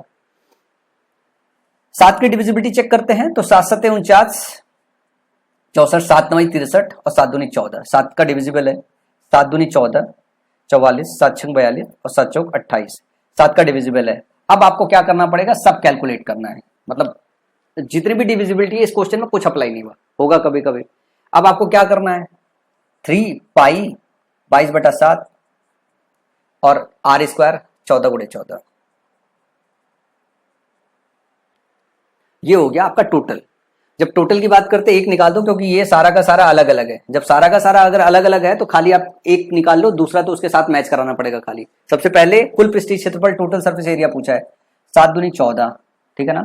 तो ये हो गया 6 गुणे 22 गुणे 14, 14 दूनी 28, 14 दूनी 28 2 30 गुणे 6, 6 8 48, 6 0 0 4, 6 3 18, 18 48 सेंटीमीटर स्क्वायर होगा, और फिर 12 32 हो जाएगा इसका दूसरा ऑप्शन। तो करेक्ट ऑप्शन क्या हो जाएगा? बी। अगर हम डिविजिबिलिटी चेक नहीं करते, अगर सीधे जाते तो 3-4 सेकंड लगता, लेकिन प्रैक्टिस के दौरान ये सब पैटर्न भी आपको एनालाइज करना है कि कहाँ कहाँ किस किस तरीके की गलतियां हो सकती, किस चीजों को हम सीधे से सॉल्व कर सकते, किस चीज को सीधे से सॉल्व नहीं कर सकते। पर घर पे तो आपको पूरी प्रैक्टिस करनी पड़ेगी। अगला सवाल है, गोलार्ध की त्रिज्या 14 सेंटीमीटर है, गोलार्ध की बाहरी घुमावदार सतह को 45 रुपए प्रति स्क्वायर मीटर की दर से पेंट करने की लागत क्या होगी? अब जैसे ये सवाल है, इस सवाल में मैं सवाल सॉल्व पूरा करूं उससे ज्यादा बेहतर मेरे को जो समझ में आता है वो मैं सारी डिविजिबिलिटी चेक करूंगा। रेडियस में 7 है, ठीक है ना, जो हमारा रेट है उसमें 5 और 9 है, तो मेरे को एक बात ये समझ में आता है, और पाई तो मान लो है, 11 की डिविजिबिलिटी चेक करनी, तो मुझे 9, 11 और 7 की डिविजिबिलिटी, तीनों की डिविजिबिलिटी चेक करनी है। तो मैंने यहाँ पे ध्यान से देखा, हमारे पास जो है 5 1 6 और 0 हो गया, 6 3 9, ये हमारा 11 का डिविजिबल ही नहीं मिला। फिर 8 5 13 और 6 2 8, ये हमारा जो है डिविजिबल नहीं मिला 11 का। 5 4 और 5 4 ये डिविजिबल मिला। 5 2 7 और 8 8 16, 16 में 7 का डिफरेंस, ये भी नहीं मिला। तो 11 की डिविजिबिलिटी चेक करके सवाल निपट गया, ऑप्शन नंबर बी हो गया। और ध्यान से देखो 9 की डिविजिबिलिटी भी है इसके पास, 5 5 10 और 8 18, और 7 की डिविजिबिलिटी देखोगे तो निकल जाएगा 7 7 49, और 49 में से बचा 6 64, और 7 9 63, 7 2 14, मतलब 7 का 9 का और 11 तीनों का डिविजिबल ऑप्शन नंबर बी निकल गया। अगर कंसेप्ट समझना चाहो तो कंसेप्ट में क्या है, पूछा हुआ है कि गुलाब की बाहरी घुमावदार सतह को 45 रुपए प्रति स्क्वायर सेंटीमीटर की दर से पेंट करने की लागत क्या है। आपको कर्व सरफेस एरिया को पेंट करना है, तो कर्व सरफेस एरिया हो जाएगा 2 पाई आर स्क्वायर 14 गुणे 14, और रेट दिया हुआ है 45, इसका गुणा कर दोगे तो पाई की जगह क्या लिख दोगे, 2 गुणे 22/7, एक 7 से काटोगे, 7 दूनी 14 हो जाएगा। अब इन सबको गुणा करोगे तो फाइनली 55440 रुपीज आ जाएगा। अब मैं गुणा नहीं करूंगा, खुद गुणा कर लेना आप लोग, ठीक है। अगला सवाल है, a hemispherical bowl of internal diameter 36 centimetre is full of a liquid, this liquid is to be filled into cylindrical bottles each of radius 3 centimetre and height 12 centimetre, how many such bottles are required to empty the bowl. देखो जब भी numbers निकालना है तो बड़े वाले volume को छोटे वाले वॉल्यूम से डिवाइड करना पड़ता है। तो बड़ा वाला वॉल्यूम क्या है, हेमिस्फेरिकल बाउल है जिसका डायामीटर 36 दिया है, रेडियस 18 हो जाएगा, तो हो जाएगा 2/3 पाई, और आर की अगर बात करें तो जो आर होगा हमारा 18 का क्यूब हो जाएगा, 18 गुणे 18 गुणे 18 हो जाएगा। ध्यान से देखते रहना, कैलकुलेशन भी अपने को बचाना है।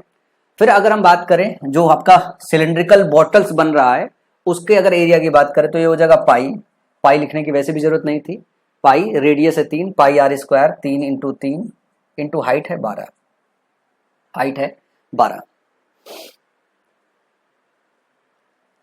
पाई पाई से कट गया, ध्यान से देखो, 2 से इसे काटोगे 2 छंग कट गया, ठीक है। 9 दूनी 18, 2 3 6, 3 3 9, 9 दूनी 18, 18 दूनी 36 आ गया। तो सवाल का सही जवाब क्या हो गया, ऑप्शन नंबर सी। किसका क्वेश्चन है, सीजीएल मेंस का क्वेश्चन है। कितना समय लगा, मतलब 20 या 25 सेकंड लगा होगा कैलकुलेट करने में। अगले सवाल की तरफ चलते हैं। अगला सवाल है, solid metallic hemisphere of radius 6.3 centimetre is melted and recast into right circular cylinder of radius 9 centimetre, what is the height of the cylinder. अगर आधा स्पेयर है, इसका वॉल्यूम क्या हो जाएगा आप सबको पता है, 2/3, पाई नहीं लिखेंगे, ठीक है ना, आर क्यूब लिखेंगे 6.3 इंटू 6.3 इंटू 6.3, ये जो होगा वो बराबर होगा किसके, सिलेंडर जो है उसका रेडियस 9 है, तो 9 into 9 pi r square into h बताना है, एच के साथ लिखेंगे। करेक्ट टू 1 डेसिमल प्लेस, मतलब आपको गुणा करना है, भाग करना है, इसको जोड़ना घटाना सब कुछ है। इसको जैसे ही गुणा करोगे मतलब भाग करोगे 9 7 63.7 आ जाएगा, फिर 9 7 63.7 आ जाएगा, इसको करोगे तो 2.1 आ जाएगा, तो ये हो जाएगा 7 7 49, 2 गुणे 2.1 गुणे 0.49, ये क्या हो जाएगा आपकी एच की वैल्यू हो जाएगी। अब गुणा करने के लिए जिसको टेबल आता है वो फटाफट सभी चीज के टेबल पढ़ दे, ठीक है ना। 49 दूनी 98 हो जाएगा, ठीक है। तो किसका टेबल पढ़ा जाए तो ज्यादा बेटर हो, यहां से यूनिट डिजिट अच्छे निकाल ही नहीं सकते क्योंकि दशमलव के एक स्थान तक निकालना है, दशमलव के कई स्थान तक निकल रहा है। चलो तो पहाड़ा पढ़ लेते हैं अपन, इसको मैं कुछ इस तरह लिख देता हूं। अब मेरे को लगता है कि सबको पहाड़ा पढ़ना आसान हो जाएगा। 7 9 63, 7 चौक 28, 7 9 63, 7 चौक 28 34 गुणे 6 इज इक्वल टू एच। छत्रिक 18, 6 चौक 24 1 25, छत्रिक 18 2 20, तो 2.1 हो जाएगा, एक दशमलव तक अगर निकालोगे तो 2.1 हो जाएगा, ऑप्शन नंबर डी हो जाएगा। समझ में आया? ध्यान से देख लेना, कहीं कैलकुलेशन में एरर हो तो सुधार कर लीजिएगा। इनकेस कभी कभी ऐसा होता है कि पढ़ाते हुए कैलकुलेशन में थोड़ा बहुत एरर हो जाता है, तो कैलकुलेशन सुधार लीजिएगा इनकेस अगर मास्टर से गलती हो जाए तो। हम भी ह्यूमन बीइंग है यार, पढ़ाते पढ़ाते अपना दिमाग कंसेप्ट पे चला रहता है, कुछ और चीज चल रहे होते हैं। और कभी कभी ऐसा भी होता है कि आपको पढ़ाने से पहले अगर मास्टर साहब ने अगर क्वेश्चन एक बार देखा नहीं है तो बीच क्लास में कैलकुलेशन करते हैं, तो उनकी कैलकुलेशन की स्पीड और आपकी कैलकुलेशन की स्पीड जो है बराबर ही हो जाती है, ठीक है। जिस तरीके से आप सोचते हैं उस तरीके से मास्टर भी सोचते हैं। सारे के सारे शिक्षक जितने हैं जो आपको पढ़ाने आते हैं वो कम से कम 2 बार 3 बार सारे क्वेश्चन को पहले से प्रैक्टिस करके आते हैं, ताकि पढ़ाते वक्त जो है आपको ये समझ में आए कि आपके अंदर आत्मविश्वास बिल्ड हो पाए। अदरवाइज अगर कोई टीचर बीच क्लास में 1 सेकंड के लिए रुका ना, तो आपको ऐसे लगने लगा जब मास्टर साहब खुद ही फंस रहे हैं तो हम कैसे लगा पाएंगे। अच्छा, मेरी आइडली आदत बड़ी खराब है कि मैं क्वेश्चन लगा के नहीं आता हूँ, मेरी अपनी खुद की स्पीड बड़ी अच्छी है, तो कभी कभी कुछ एक आध क्वेश्चन में अपन से कैलकुलेशन मिस्टेक होता भी है। चलो अगला सवाल देखते हैं। आधार त्रिज्या 12 सेंटीमीटर, ऊंचाई 15 सेंटीमीटर का एक ठोस सिलेंडर पिघलाया जाता है और 3 सेंटीमीटर त्रिज्या के एक अर्धगोले पर घुड़सवार 9 सेंटीमीटर ऊंचाई के दाएं गोलाकार शंकु के आकार में प्रत्येक खिलौने में 9 खिलौने में बदल दिया जाता है। एन का मान क्या हुई है, मेंस का क्वेश्चन है। सॉलिड सिलेंडर अब base radius 12 centimetre and height 15 centimetre melted and recast into n twice each in the shape of right circular cone of height 9 centimetre mounted on a hemisphere of radius 3 centimetre, the value of n is। ये question अच्छा है, conceptually question अच्छा है, तो मैं इसका पहले concept explain कर देता हूँ। पहले कंसेप्ट समझ लेना बहुत जरूरी है, कंसेप्ट समझना जरूरी है। देखो एक सिलेंडर है, इसको बदला जा रहा है, इसको कैसे बदला जा रहा है। सॉरी, बेस रेडियस 12 सेंटीमीटर, इसका डायमेंशन दिया हुआ है 12 दिया हुआ है, और जो हाइट है वो 15 दिया हुआ है, हाइट है 15 दिया हुआ। फिगर इगर बनाने की जरूरत नहीं होती है, मैं समझा रहा हूँ इसलिए फिगर बना देता हूँ। ये देखो कैसे मूव हो रहा है, ये मूव हो रहा है n ट्वाइस में बनाया जा रहा है, तो n ट्वाइस तो है, ठीक है। एक ट्वाई में क्या क्या है, each in the shape of a right circular cone of A height 9 centimetre mounted on A hemisphere of radius. एक हेमिस्फीयर है, इस हेमिस्फीयर में ध्यान से देखो क्या हो रहा है, ये इस तरीके का ट्वाइस बनाया जा रहा है। ये कोन एक माउंट कर दिया गया है, राइट सर्कुलर कोन माउंट कर दिया गया है, और इसकी जो हाइट है, इसकी हाइट दी हुई है कितना, 9 सेंटीमीटर, और इसका रेडियस दिया हुआ है, ध्यान से देखो, इसका रेडियस दिया हुआ है किसका, हेमिस्फीयर रेडियस 3 सेंटीमीटर, इसका 3 सेंटीमीटर रेडियस दिया हुआ है। तो इसका जो वॉल्यूम होगा, हम वॉल्यूम में पाई हटा देते हैं, आर स्क्वायर होगा 12 स्क्वायर इंटू एच 15, ये जो बराबर होगा वो n ट्वाइस के वॉल्यूम के बराबर होगा। और एक का वॉल्यूम कितना होगा, इन दोनों का वॉल्यूम जोड़ना पड़ेगा। इसका क्या हो जाएगा 1/3, पाई कट जाएगा तो पाई ले ही नहीं रहे, 1/3 r square into h, radius दोनों के लिए सेम होगा, इंटू 9 प्लस इसके लिए जो वॉल्यूम हो जाएगा 2/3, आर क्यूब हो जाएगा, 3 का क्यूब हो जाएगा, 3 का क्यूब हो जाएगा। तो ध्यान से देखो, अगर यहां से आप 3 काटो, यहां से आप 3 काटो तो 3 त्रिका 9 हो गया, यहां से 3 काटोगे तो स्क्वायर बचेगा, तो n बराबर क्या हो जाएगा, n बराबर हो जाएगा 12 गुणे 12 गुणे 15 बटा। यहां से ध्यान से देखो, अगर मैं 3 स्क्वायर कॉमन ले लूं, ये 3 स्क्वायर कॉमन ले लूं तो अंदर इधर पे 3 बचेगा, और यहां पे 3 स्क्वायर और इंटू 2 था, ये 2 बच गया। अगर मैं 3 स्क्वायर को काट दूं इधर से, तो यहां एक 4 आएगा और यहां एक 4 आएगा, और ये 5 बचा, 5 से काटूंगा ये 3 आ जाएगा, तो 4 चौका 16 3 48 ट्वाइस आ जाएगा हमारे पास n की वैल्यू। ऑप्शन नंबर सी सही हो जाएगा। समझ में आया? तो इसमें कैलकुलेशन नहीं था, ये कंसेप्चुअल क्वेश्चन था कि इस तरीके के क्वेश्चन में एक फिगर को चेंज करके एक टॉय बनाया गया जिसमें 2 फिगर है, जिसमें आपका कोन था और दूसरा क्या था, हेमिस्फीयर था। और आपको ये समझना था कि अगर इसका रेडियस दिया हुआ इसके ऊपर माउंट किया गया है तो कोन का भी जो रेडियस होगा वो भी आपका 3 ही होगा। अगला सवाल, आधार त्रिज्या 12 सेंटीमीटर, ऊंचाई 15 सेंटीमीटर ठोस सिलेंडर पिघलाया जाता है और 3 सेंटीमीटर त्रिज्या अर्धगोले पर घुड़सवार 9 सेंटीमीटर ऊंचाई। अच्छा, ये सेम क्वेश्चन है, रिपीट हो गया। अगला सवाल है, a hemispherical tank full of water is emptied by a pipe at the rate of 7.7 liter per second.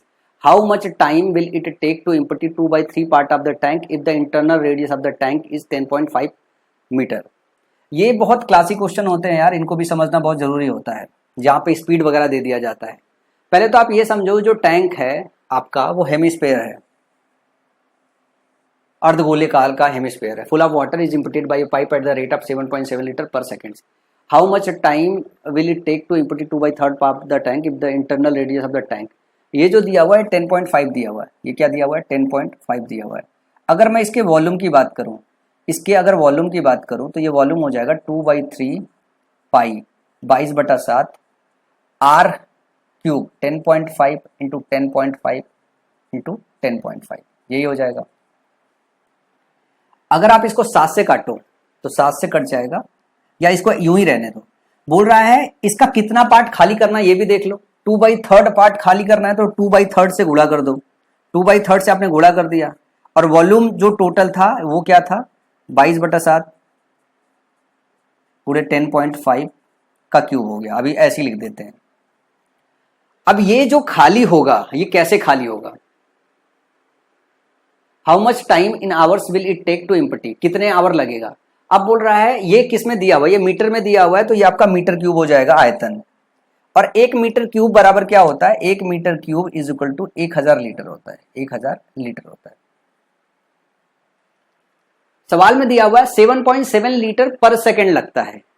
तो अगर हम ये बताएं ये पूरा खाली करना है तो 7.7 लीटर, 7.7 लीटर, इसको अगर मीटर क्यूब में अगर हम गुणा करें तो इसमें 1000 का और गुणा कर दे, 10 क्यूब का गुणा कर दे, तो ये हो जाएगा इतने लीटर जो है पानी खाली होना है।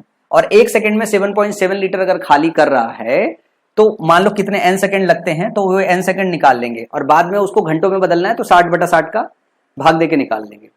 तो हम क्या काम करेंगे, पहले तो न्यूमेरिक वैल्यू निकालने की कोशिश करते हैं, और ज्यादा कुछ निकालेंगे नहीं। देखो 11 से इधर कटेगा, और बेटर तो ये होगा कि ये जो 10 क्यूब है ना, ये अगर मल्टीप्लाई करोगे तो ये जो पॉइंट है वो हट जाएगा। तो ये 10 क्यूब मैं काट दे रहा हूं, ये पॉइंट इधर से हटा दे रहा हूं। तो हमारी जो डेटा आ गई है वो आ गई है कुछ 2/3 या 4/3 लिख दें हम इसको, 4/9 गुणे 22/7 गुणे 105 गुणे 105 गुणे 105, ये हम n की वैल्यू निकाल रहे हैं। बराबर बटे में क्या लिख दिया हमने, 7.7 लिख दिया ना। ये 10 का क्यूब, ये अंदर वाले साढ़े उड़ा गया।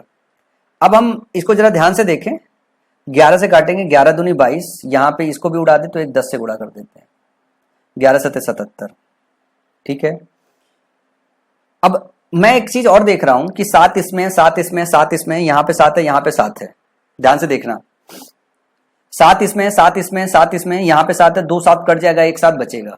क्या कोई ऐसा ऑप्शन है, कोई ऐसा ऑप्शन है जहां पे 7 जो है हमें दिखाई दे रहा है डिविजिबिलिटी में, कोई एक ही ऑप्शन है, एक से ज्यादा। अब ये देख रहे हैं 185 185 175 175 है, तो 7 दूनी 14, 7 पन्ना 35, ये तो है पर ये डिविजिबल नहीं है, तो ये दोनों ऑप्शन तो हमारे नहीं हो सकते। फिर एक में नीचे 3 आ रहा है, एक में नीचे 2 आ रहा है, और जो आप नीचे ऑप्शन देख रहे हो नीचे में हमारे पास 9 है, तो नीचे में 2 तो आने की संभावना नहीं है, नीचे में 3 की संभावना है, तो हमारा ऑप्शन भी सही हो जाएगा।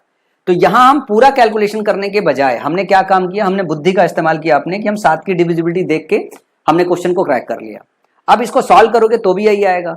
अब अगर यहां 1 by 1 करोगे, जैसे आप यहां 7 से काटोगे, ठीक है ना, इस 7 से काटोगे तो ये हो जाएगा 15 7 105, ये 15 हो गया। इस 7 से काटोगे तो हो जाएगा 15, ठीक है ना। आप ध्यान से देखो कि कहीं हमारा वो छूट तो नहीं गया है क्या। अच्छा, अभी ये 2 और 3 का तो फैसला बाद में करेंगे, वैसे तो 3 ही आएगा, ऑप्शन वही आएगा। इसमें अभी मिस कर गए थे क्योंकि ये हमारा सेकंड में वैल्यू आ रहा था। आपको 60 गुणे 60 से और इसमें भाग देना पड़ेगा, तब ये घंटे में आएगा। जब 60 गुणे 60 से भाग दोगे तो आपको ये पता चलेगा, यहां जैसे ही 9 से काटोगे ये हो जाएगा 25, ठीक है। अब यहां पे ध्यान से देखोगे ये 25 हो गया, और यहां पे जब 3 से काटोगे तो ये हो जाएगा 20, और ये 3 से काटोगे 3 त्रिक का 9, 3 पच्चे 15 हो जाएगा। तो आपको ये पता चल जाएगा कि सिर्फ एक 3 नीचे बचा हुआ है, एक 3 नीचे बचा हुआ है। जब एक 3 वो नीचे बचा हुआ है तो यही आएगा। तो पूरा सॉल्व करने के बजाय जो मेथड अप्लाई किया है वही सबसे सही है, वरना इसको और अगर सॉल्व करोगे, अगर और सॉल्व करोगे तो आपका करीब 20-25 सेकंड और लेके जाएगा, 20-25 सेकंड और लेके जाएगा।